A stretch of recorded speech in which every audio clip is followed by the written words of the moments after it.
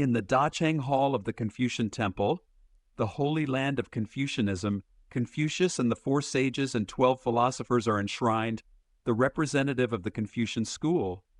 As a philosophical system of thought with the goal of achieving social governance and the task of denying oneself and restoring propriety, Confucianism has accompanied the Chinese nation through more than 2,000 winters and summers, inspiring countless people with lofty ideals to devote themselves to the country. Its outstanding students of all generations.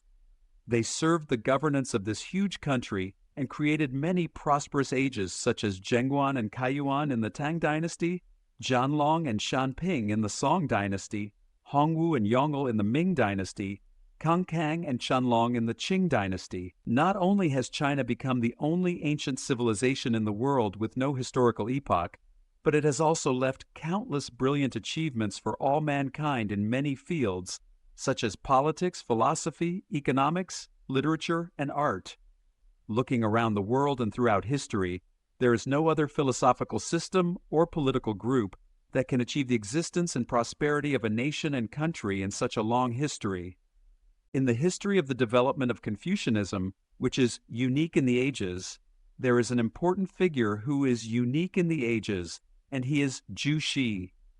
This philosopher, who was born in the early Southern Song Dynasty, is the only Confucian representative in the Dacheng Hall of the Confucian Temple who is not a direct disciple of Confucius.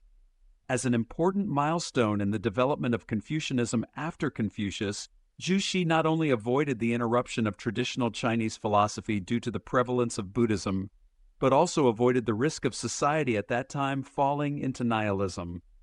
In terms of the depth of his knowledge, Zhu Xi's existing works have reached 25 kinds, more than 600 volumes, and 20 million words.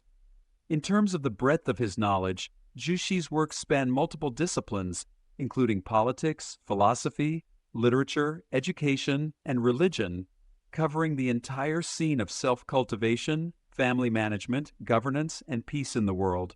In terms of the rigor of his knowledge, Zhu Xi's collected annotations on the 4 books was designated as the official standard textbook for the imperial examinations by the Yuan, Ming, and Qing dynasties.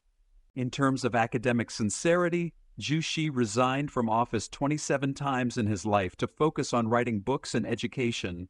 Regarding respect for learning, Zhu Xi continued to write even though he suffered political persecution in his later years and was still revising the manuscript until the day before his death.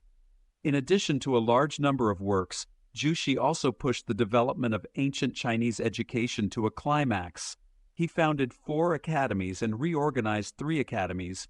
He has left 67 academies across the country.